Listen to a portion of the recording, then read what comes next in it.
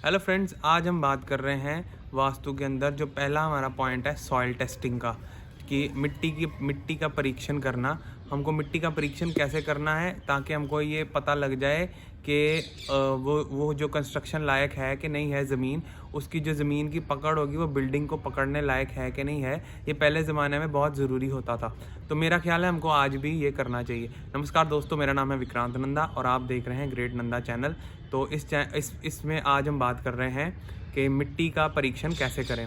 तो अब करना क्या है हमको, जैसे आपने कोई प्लॉट सेलेक्ट कर लिया है, पहले आपने जो उसका ईस्ट और सड़कें सब कुछ देख ली हैं। अब उसके बाद हमने मिट्टी का परीक्षण शुरू करना है। वो प्लॉट के आपने सेंटर में चले जाना है और उस सेंटर में एक गड्ढा खोद लेना है। 1 बाय 1 का गड्ढा खोद लीजिए, एक बाय 1 फुट का या 2 बाय 2 फुट का, जैसा आपको लगता है उसको गड्ढा खोद लीजिए। अब उसमें से मिट्टी सारी बाहर निकाल लेनी हमने। अब जब मिट्टी बाहर निकाल लेंगे, वो गड्ढा खाली हो गया है, अब उस मिट्टी को दोबारा उसमें भर दीजिए।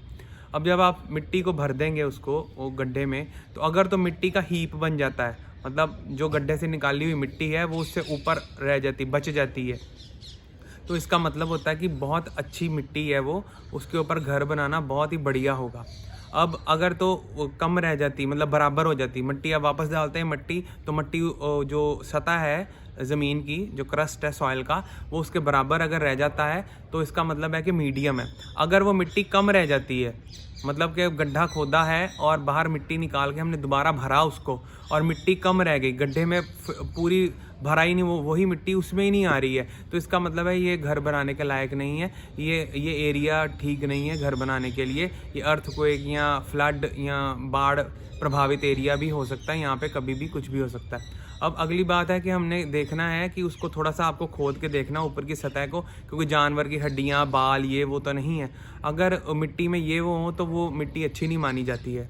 तो एक और चीज़ हमको जो सबसे ज़रूरी है नोट करना, वो ये है कि हमने देखना है कि उसमें दीमक तो नहीं लगी हुई मिट्टी में।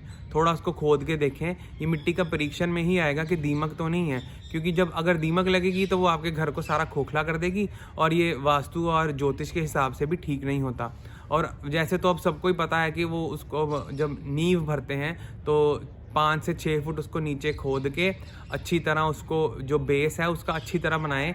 पत्थर या ईंट या उसको गारा या सीमेंट जो भी चलता है उसको अच्छी तरह मजबूत बनाएं, ताकि आपका बेस स्ट्रॉन्ग रहे।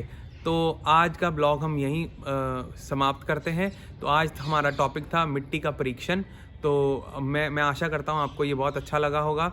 और मेरे दूसरा जो चैनल है ग्रेट नंदा का, जो दूसरा चैनल है बॉडी एंड डाइट, आप उस पर ज़रूर जाके हेल्थ टिप्स ज़रूर देखा कीजिए, और इस चैनल को सब्सक्राइब कीजिए और बेल आइकन दबाना मत भूलिएगा। Bye bye.